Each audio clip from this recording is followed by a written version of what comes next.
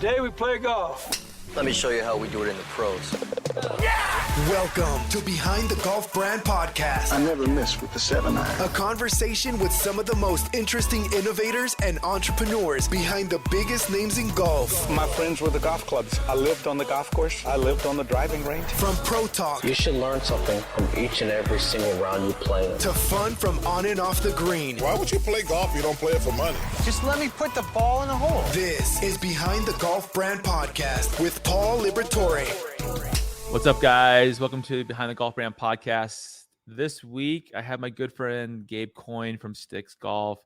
You guys have heard of Stix. They're a real disruptor right now when it comes to the golf club set and the golf club industry. So I'm really excited to have them on the show to find out kind of how they started, where they're going, what's important to them, and what's new. So welcome to the show. Thanks, Paul. Glad to be here. Thanks for having me. So where are you located? West suburbs of Chicago. Most people tell me I'm not allowed to say I'm from Chicago. I gotta say I'm from the suburbs. So I'm out in St. Charles. Yeah, because if you're like, oh, you're not from Chicago, that's the suburbs. Especially when you're in Yeah. Chicago, people act like that. Yep. Yeah, you have to like definitively tell people where you're from when you're in Chicago. Yeah. Originally, I'm from Seattle, but out in Chicago for the last 5 years. And do you love Chicago? I love Chicago. I miss it. I do. Yeah. I don't make it into the city that often, but love it out here in the suburbs. Lots of nice golf courses, good schools for the kids. Live in the So are suburban dream. you a professional golfer? Not even close. Not What even do you close. shoot normally? Well, last year, I'd been golfing for 20 years when I started Stix, and I was never very good. Actually, I got cut from the baseball team freshman year of high school, so I went and joined the golf team.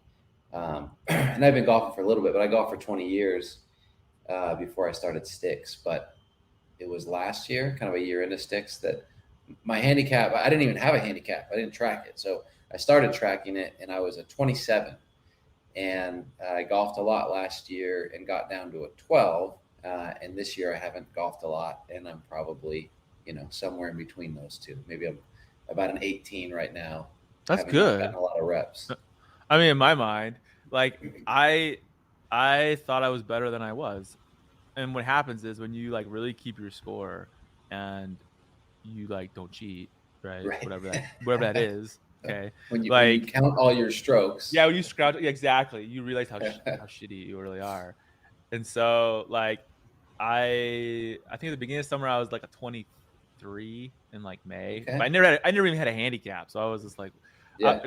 when you're younger, I felt like, I shot in the 80s most of the time. But as you get older and have family and kids and work, like you don't play golf all that much, so essentially it just goes up, but you don't realize how bad you are. But I think like now I'm a 21, so like in 4 months. And so I think you really, for guys out there, I think if you can like just focus on like, okay, let's be honest, where are you really at, and then focus on getting better, like you can totally do it. Like and then little things like course management and things like that. 100%. Actually, one of the biggest secrets for me to going from 27 to 12 was lose the driver. Lose the driver, stay in bounds. Like that was the big change for me, because most of those strokes between 12 and 27 were penalties. It was going out of bounds, going into a hazard, and it was like, look, if I can just hit, I actually went down to like hybrid was my biggest club that I would hit, and it was like 200 down the middle every time. That's way better than 250 and rarely in the fairway. I mean, it's true. I mean, because it's like, I feel like if you can master your driver, it makes golf a lot easier, but most of us can't, right? Like, and so, I mean, I'm starting to now, and it's like, holy crap, I can get on in 2, Right. But then there's going to be those holes you hit in the water, or you hit somebody's house, or like whatever. And now it's like, oh yeah, there's a 5, there's an 8, there's a whatever. So I think like, yeah, that's a good point. It's like, break 20 without a driver, and then break 10 with the driver. Which you could totally do. Oh yeah. Yeah. Like I said, I got down to 12 with hybrid being my biggest club. Yeah, because what do you hit your driver like 200, 225 probably? Yeah, 2 to 230 and very consistent. And the other thing that's nice about just hitting hybrid is courses are designed where all the traps are at like driver distance. And so you just never 250, they're right there. Yeah, you're just never there. So you're like, I can miss by a lot and be okay with a 200 club. And where I play, the holes aren't huge, but they're like the distance isn't crazy, but there's tons of OB.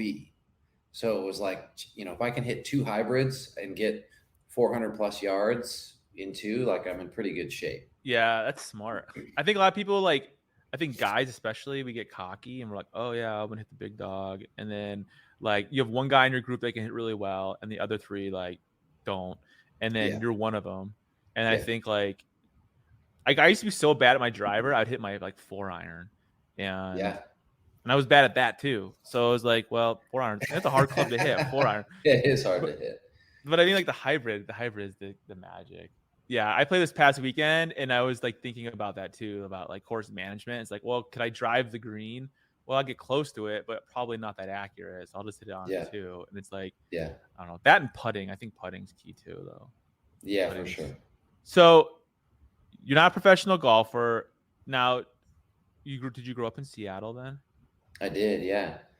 Yeah, I started, got my first set of golf clubs when I was 13, $20 from a church rummage sale.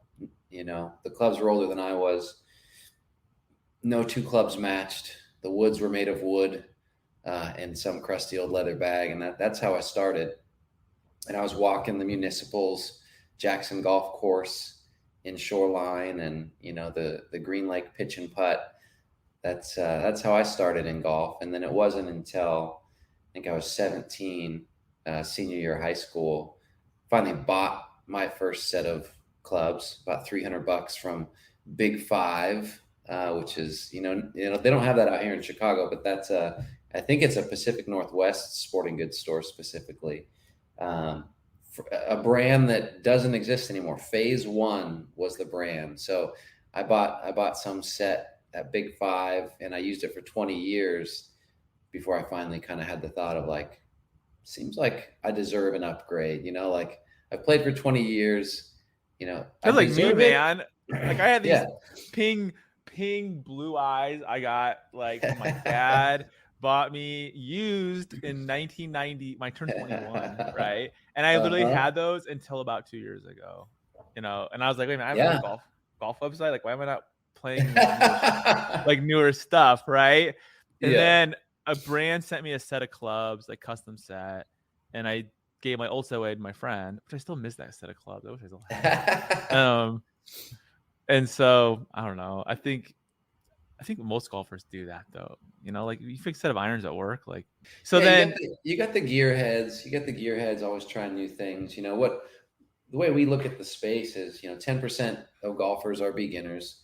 10% can break 90, and for the 80% in the middle, they need a solid set and they want quality. They want something that's simple, cool looking, reliable, and not like crazy expensive.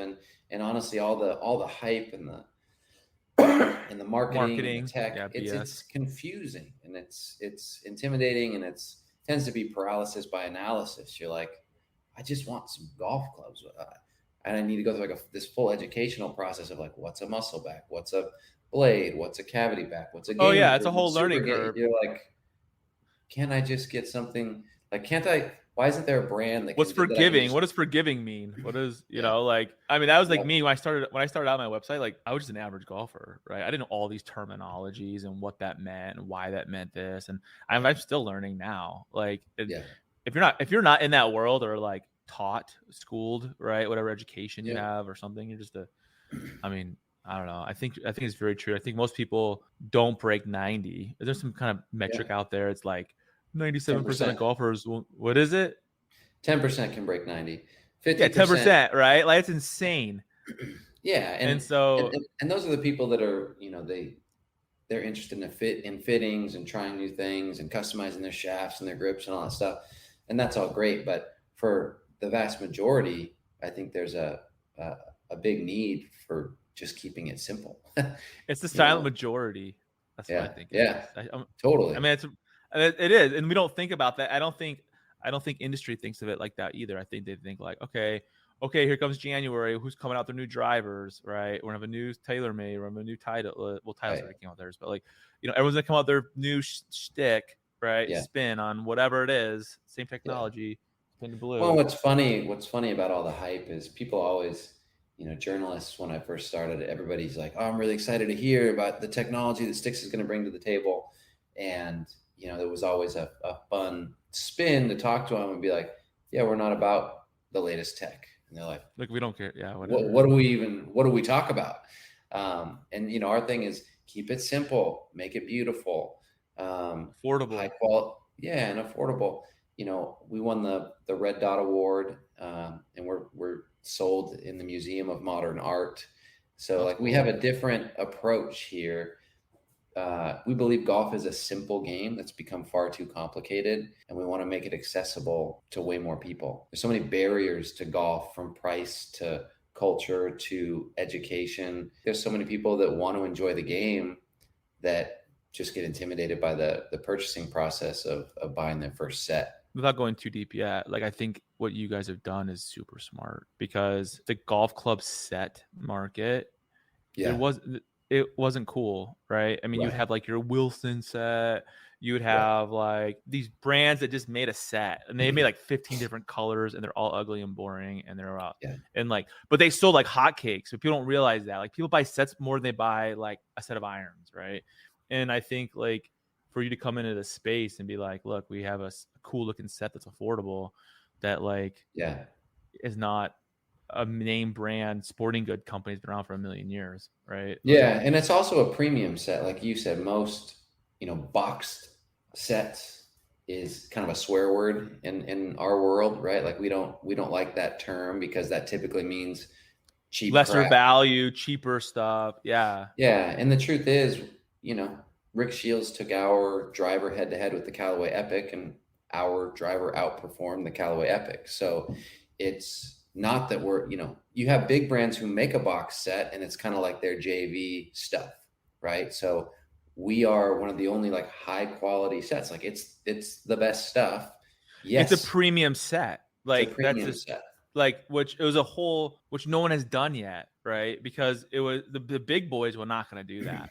Now they came out, like, it's interesting because in the last couple of years, like Cobra came out with their set, they were selling at Costco. I can't think what it was called, but like, everyone's also competing, right? Like, oh, wait a minute, maybe we should have a set that like isn't, a box set. Like, I don't know. I think it's, but you did that before they did, because they weren't doing that.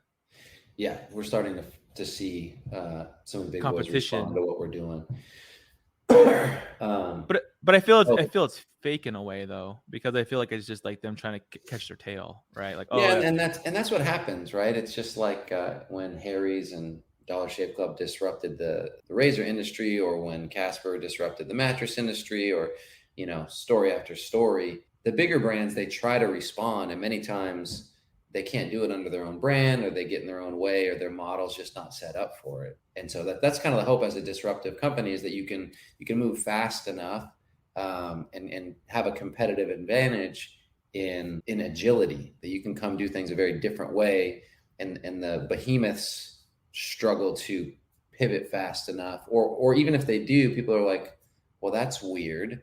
Like that's weird that brand is doing that. Well, even like, that's a weird thing for that brand to do. Like I've seen some brands come out with sets, or like, change their pricing models, and it's a little bit dilutive to that brand. And so they're kind of like shooting themselves in the foot.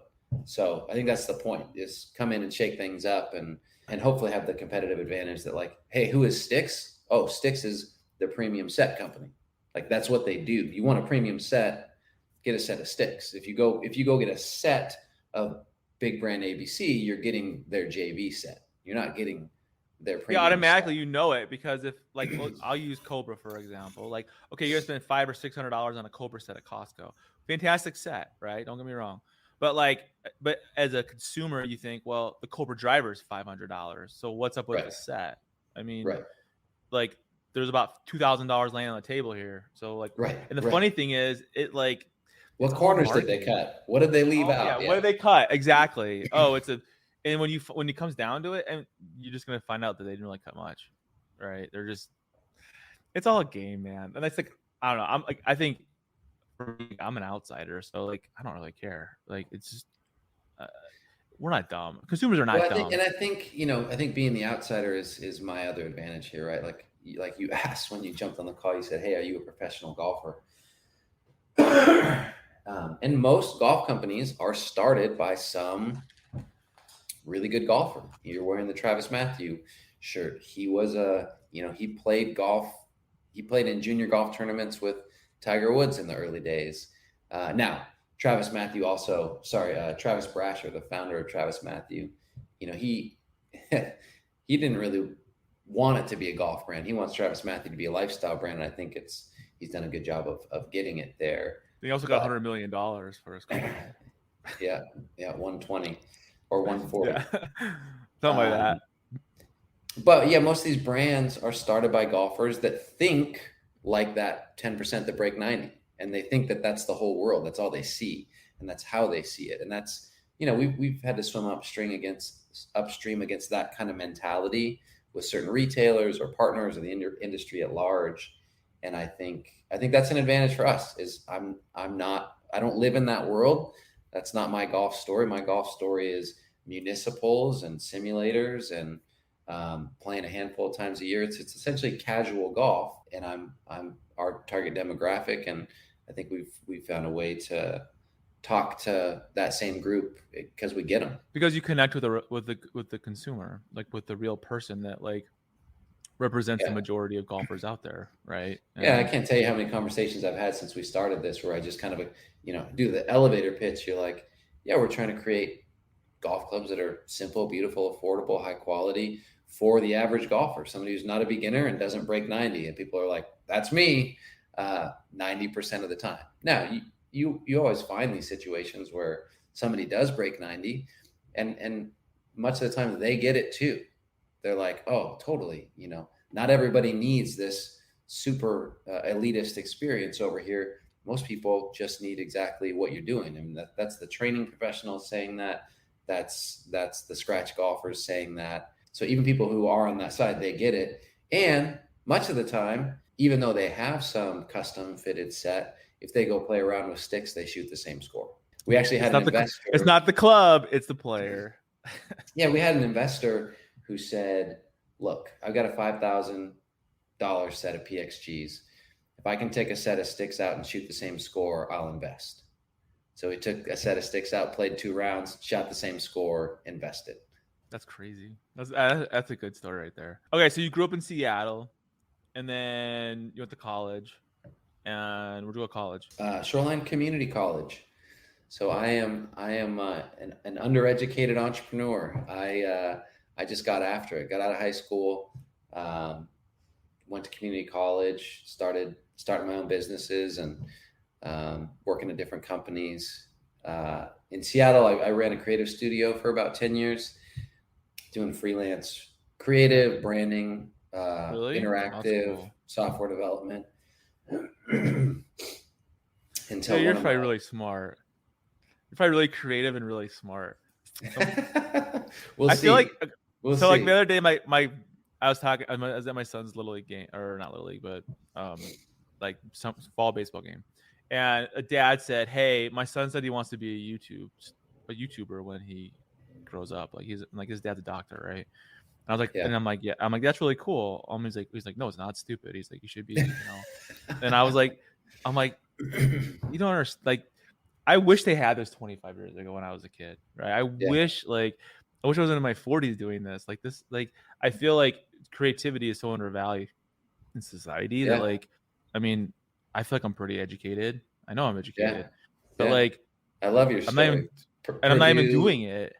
Yeah. So yeah, I feel like it doesn't matter what I always ask, like, oh, what'd you do? Like some people, go to college, some people don't. It's like, you don't really have, like I told my kids, I'm like, you do whatever you want.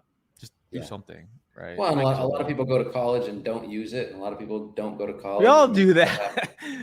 How many people do you know that went to college and got their like degree, actually do what the degree is about? Like nobody, unless like honestly. A lot of them have worked for me. So yeah, exactly. I tell my kids that I'm like, I'm like, I got an associate's degree, but I'm hiring PhDs. So, you know, it's, you can you can make the most of what you've got. You can get a big education and use it or not. You can get no education and do something or not. You know, Bill Gates dropped out. Zuckerberg dropped out. I think when you got the entrepreneurial itch, you can't sit in the classroom and learn something that's already outdated. It's all outdated, dude. All of that. It's all like that's all archaic. When you want to be on the bleeding edge, it's hard to read out of a textbook. Try doing law. Like that's like ancient. Like there's cases we're reading about like from the 1800s. I'm like, what does it do with anything? Like, Yeah. But, hey, so on your YouTube story, are you familiar with Garrett Clark? I know the name. GM Golf, good. Yeah, Garrett. Yeah. Yeah, so we worked with him early on, and I met his He's dad. massive, dude. He's like the number one. Like he's freaking huge. Yeah, he's gotten big. But his dad had said, you know, he was in college and he wanted to drop out and do this whole YouTube thing. And his dad was like, listen, if you can prove to me that you can make, you know, more than 60 grand a year, then I'll let you drop out. And he went for it and he made like 60 grand the next month or something. And then off to the races. And now they're about, I mean, Good's about to get 100 or hit a million. So, I mean, things are just different now. And I feel like if you're creative, then go for it. And like, actually, you know, for sure. And you know what? It's all those people that all the brands need to make their businesses work. You know, you got brands need the content creators and the influencers. It's the new advertising. And it's the big brands, you know, living off the audiences that they've created. Like that's what the world's becoming. Yeah, true audience. Yeah. I don't know. I love this world. I mean, I think it's hard. Don't get me wrong. YouTube is the hardest of all the platforms by 1,000%. There's so many factors that are, you know, algorithm and everything else. But I think like it's the funnest. But if you had told me like 5 years ago I'd be doing this, I'd be like, yeah, right. But yeah, so you're a lawyer. Yeah, like for reals. Like I still am. I'm just not practicing. Yeah, it's crazy. When did you first have the idea for Stix? It was 2019. I was golfing out here in the west suburbs of Chicago with some guys from the venture studio I was a partner at. So like rewind a little bit, we talked about I did a creative studio in Seattle for 10 years, and then one of my clients recruited me out to co-found a tech startup with him in 2012. So 2012 to 2018, I was a CTO technical co-founder of a mobile advertising platform.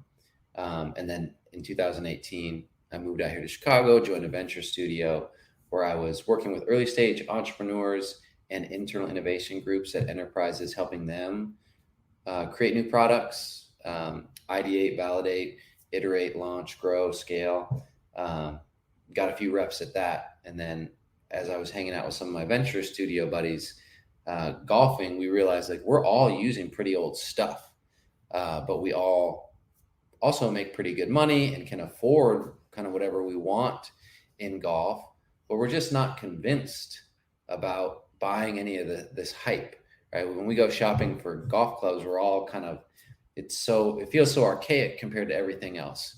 We're all hungry for kind of the Kickstarter, the innovator, the disruptor of golf, and it's just not there. And we also find that it's like it's complicated, it's confusing. We don't know what the heck to buy.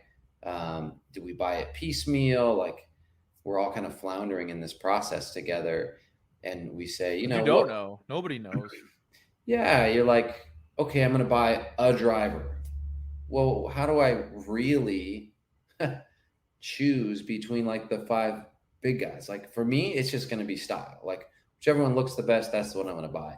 Like if it was, I don't care what I'm going to spend. I'm going to go find the best looking driver because I'm going to assume they pretty much all perform the same. That's how I would have shopped. But I didn't want to spend that much. So then you're like, okay, who am I buying used, whatever. But we say, what we really want, I want a full upgrade. I'm using a 20-year-old set. I don't want to piecemeal this thing. I just want to like hit buy now once on something and be done with it and know that it like matches. It's all awesome. It looks cool in my bag. It's not all. Yeah, like, and it's not confusing. Like that's what if we all had that option, we all would have hit by now. We'd be done. But instead, we're like floundering in this super confusing landscape of what is golf equipment. We were kind of like, well, why doesn't this exist? And we thought maybe somebody's tried it and it doesn't work. Maybe the big brands know nobody wants that. We're kind of convincing ourselves of this, or at least wondering, why is there?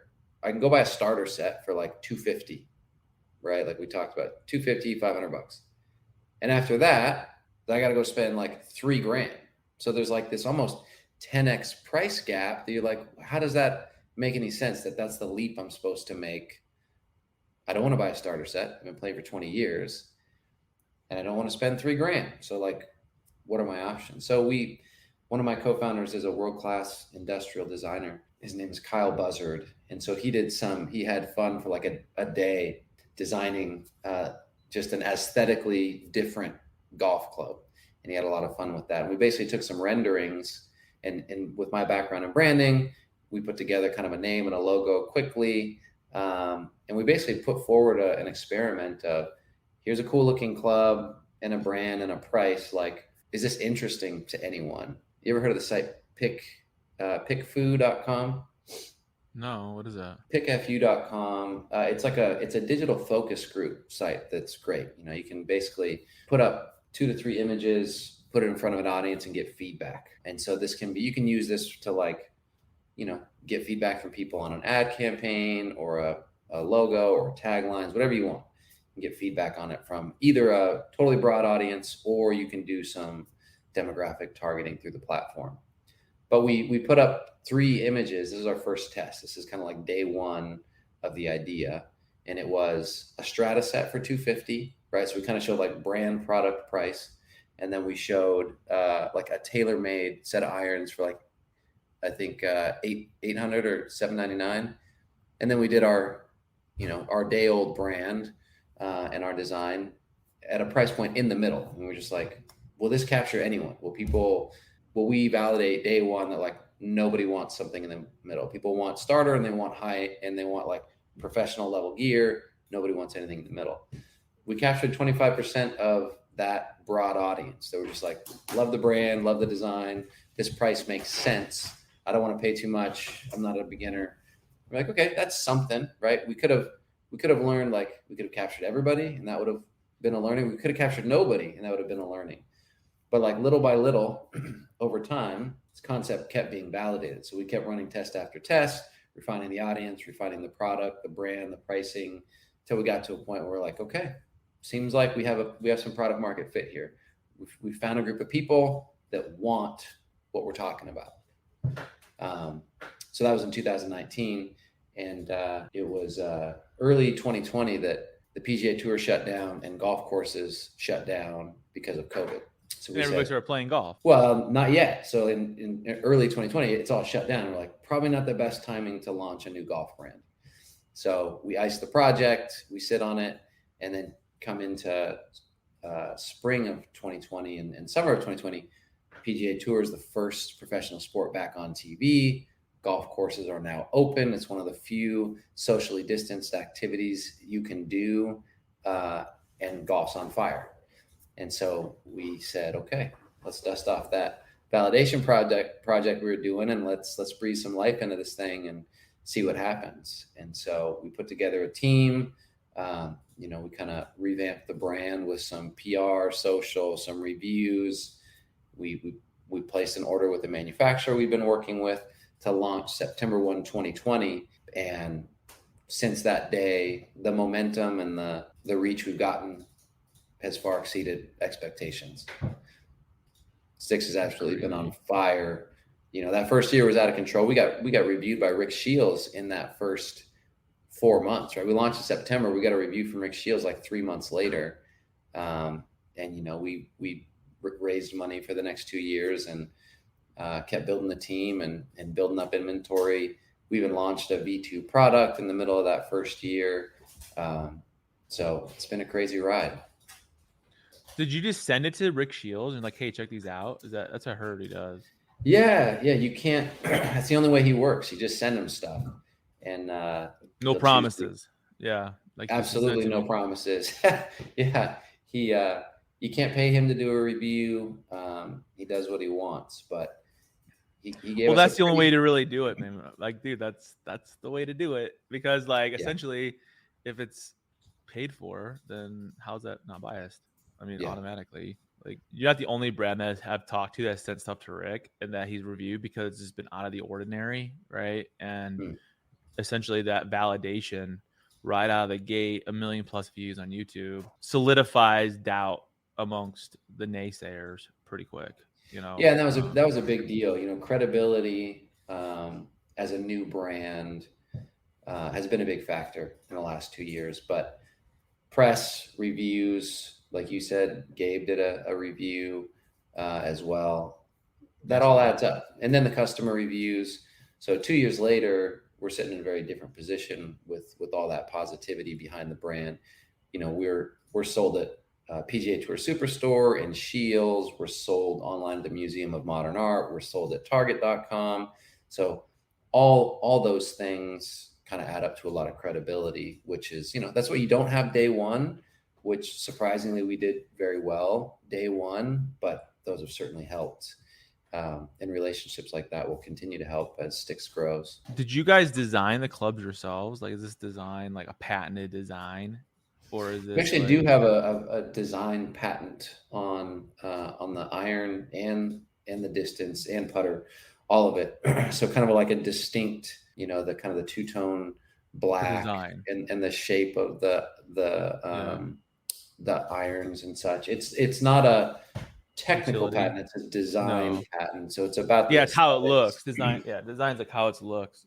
And yep. Yeah, and like I said, one of my co-founders is a world-class industrial designer. So he's led the design of the clubs, and then we've worked with different technical engineers on the performance of the clubs over the last couple of years.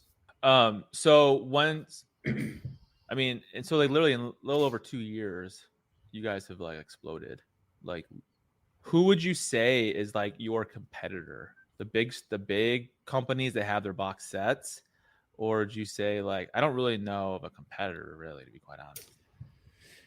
Yeah. Or are there new competitors coming up that I don't know about? Maybe possibly they're like trying to copy what you're doing.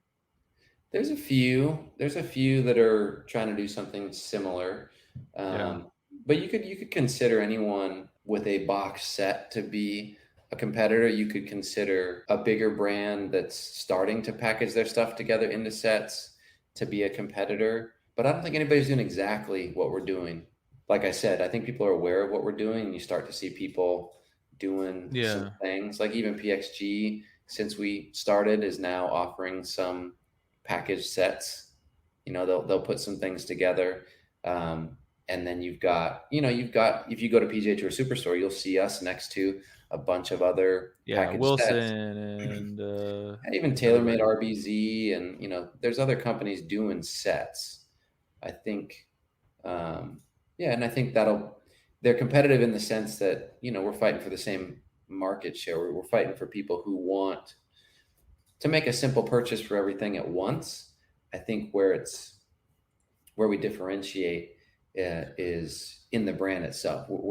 Is the Stix set, is that an adult set only, or is there a set made for kids? Or have you thought about that? We offer our clubs in 5 heights and 3 flexes to try to accommodate as many player styles as we can. So we don't make a ladies set. We don't make a senior set. We don't make a junior set. We believe that there's all kinds of heights and strengths and player types and experience levels of men, women, junior, senior. So we want to get you clubs that fit without a complicated fitting. So you got some women will need a -1 inch A-flex, and some women will need a +1 stiff, because there's all kinds of women out there. I think it's really smart, actually, that you didn't like pigeonhole yourself and to be like, we make a senior set, we make a blah blah blah set, we make because essentially you're gonna have all these sets laying around that don't fit, that you don't sell because there's not enough people out there that want to buy that set. Essentially, you're like, hey, these are our flexes, and style, right? Let's call it whatever. Yeah. And then, do you fit in there? Probably somewhere you would fit in there. You would know best because you're the person buying it, whether it be a man, a woman, old, young, child, whatever. And I think it's brilliant. That's really smart. Instead of you just curtailed having excess inventory on stuff that like doesn't even matter. So let's get on a website. Yeah, and we always say there's no ladies' iPhone, right? There's no senior iPhone. True. That's very true. People want simple, forgiving, very smart, great looking, high quality. We don't do juniors just because we don't go small enough, but what we like to say teens. So we also like to not consider ourselves a starter set. I say, I want to be your first upgrade or your long overdue upgrade. I'm not going to compete with Strata. I don't want to be in a race to the bottom with the lowest end sets. Hey, you're new to golf. You want to try it out. You're probably going to go spend $250 on a starter set, unless you can stomach, Yeah, but that's like complete crap, though. I mean, honestly, like if you're gonna pay $250, you might as well buy used clubs at like Goodwill and put a set together for $100. I mean, and I'm happy to be your first upgrade from that, right? And I'm happy to be your first upgrade, like you said, from Dad's clubs, from your hand-me-down clubs, from my or gifts, right? Clubs. Like, oh, what do I buy my kid because he's now turning 16? I don't want to spend $2,500. Buying a set of clubs is very daunting, right? Yeah. And like you were saying earlier, like before you started your company, like if you wanted to upgrade or if you wanted to buy something, the first question is, what do I buy? Because there's always the new spin on whatever's coming out. And then, I mean, iron sets are not cheap. And then they start at like $800 essentially, and go all the way up to whatever, $5,000. And drivers start at $500. So you're talking, if you bought a new set of clubs, at minimum you're talking over $1,000. Oh yeah. And for sure. A new set looks nice, right? Now you can buy the cheaper stuff that's under $400, $300, the Strata, whatever, the Wilson, nothing against these sets. Yeah, it's really closer to $3,000. Like you said, if your irons are almost $1,000 and your drivers $600, like you're at $1,500 between those. Yeah, you don't have wedges and you don't have a hybrid. Putter, you probably don't have fairway wood. You might. I don't really know, but I doubt it. I think it's very wise the way you guys did that, where you position yourself for like where you're at, both price wise, but also like how you're not stuck being just a lady set, just a men's set, just a senior set, just a child set, because then you're no different than Wilson or somebody else. Like they really make the orange box set is for kids that are like 6 to 8 years old, and like that's brilliant. I mean, thanks, man. Good play, and man. What's cool is we've found that we have an equivalent female audience to the golf industry without making a ladies set, right? So 25% of our customers are still women when there is no ladies set. And after talking to women, that what we found most of them saying is like, these are beautiful. I love these black clubs. That's what I want. I don't want this pink, they're elegant looking, pink and white set. Yeah, with and pink handles, they're not. Yeah, and then when you talk to more experienced female players, they're like, I had to stop using ladies clubs in junior high because ladies flex is a joke for me because I'm playing. Yeah. I can hit it further than you, right? I can hit it further than most men. So don't tell me to buy stereotypes of the sport. It's just what it is. I think it's an old industry that is taking time to refind itself. Like I always feel like that. So so we're excited to be a part of that. So what's coming out like for you guys in the next like 6 months? Anything cool new? We're trying to keep it simple, right? We don't want to hype a new release every year necessarily, because there's not a lot to hype, right? Like when you look at all the hype that's happening, even like carbon wood, you're like, that's cool. And maybe you spent millions of dollars on that new technology. But at the end of the day, the USGA guidelines don't permit a ball to bounce off a face any faster than it does. Like golf technology could do more, but it's not allowed to. So what is the advancement? It's nonsense. The ball will not leave the face faster. Yeah, the ball will not. the biggest opportunities for gains in technology is in the ball and in the shaft at this point, because 100%. the head is Because they've completely- already. I don't think people realize that. Like they're already limited on the head. They can't do anything else to it at this point. They can put some bullshit on there and make a different color and be like, oh, it does whatever. That's not gonna change what it was last year because it does it's the same technology. Like, and they'll sell it as jailbreak technology, breakthrough innovation, groundbreaking upgrade, and you're like, carbon fiber, carbon wood. Like, what does that even mean? Like, but it's red. I mean, oh my god, don't get me started on that. It's so cool.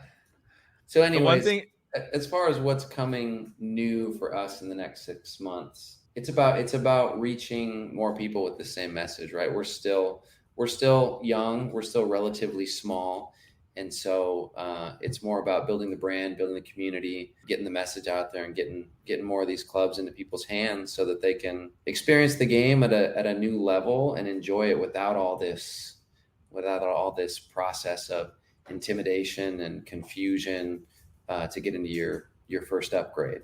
I mean, I think it's brilliant. So when somebody buys a stick set, right, they can go through and they can pick like the shaft they want, if it's left or right handed, the shaft length. Now it's on the site, and I think the largest you can do is +1, right, on shaft length. And then they can pick like the color and the set size. But when they buy a set though, like what doesn't a set include, I guess? If you were to buy a complete set, what does a complete set not include? Yeah. It sounds like. So yeah, like you said, you got height and flex options to get something that fits. Then you got the black and silver finish options, which people have requested, and people have been a fan of the silver. When you buy the set only, you can do the bundle, which comes with bag and head covers. And then what you're not getting is also addable pre-checkout, which is you can get the glove, you can get the towel, you can get balls.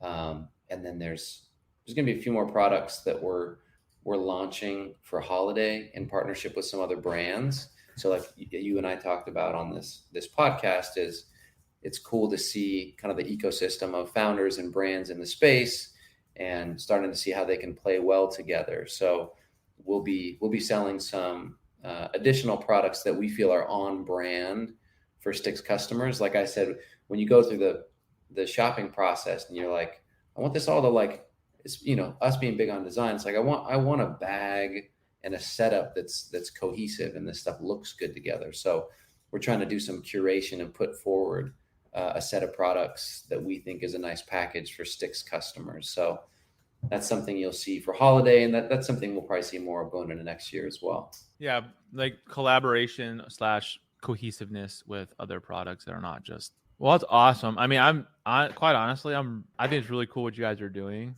I mean, Thanks, Paul. Smart move on the whole like design process and not having to, be pigeonholed into a style or a design based on your gender or whatever, age. Yeah, thank you. So where can people find Stix? Yeah, you can get us at stix.golf, stix.golf. And I think today we're in the middle of we got a two-day sale on irons and wedges, 30% off, 15% off full sets. And that's the best place to find us, right through the main website. You can find us on social as well, Stix Golf Gear on Insta, Facebook, Twitter, TikTok. That's awesome. Well, thank you so much for being on the show today. You guys need to check out Stix. Like this is legit. If you're looking for an upgrade to what you have or just a really good set of clubs, like this is the way to go instead of having to spend thousands of dollars on a set or spending a couple $100 but having an ugly set that isn't that great. Like Stix is like played the right card. And I think like, if you're looking for a really quality set that, is affordable but looks cool too, that you're not embarrassed about using, then this is it. So that's awesome. I'm really happy to finally get to meet you and have you on the show. And I will see you guys in the next episode. Thanks for listening to another episode of Behind the Golf Brand Podcast. You're gonna beat me at golf? Stay connected on and off the show by visiting golfersauthority.com. Don't forget to like, subscribe, and leave a comment. Golf is always more fun when you win. Stay out of the beach and see you on the green.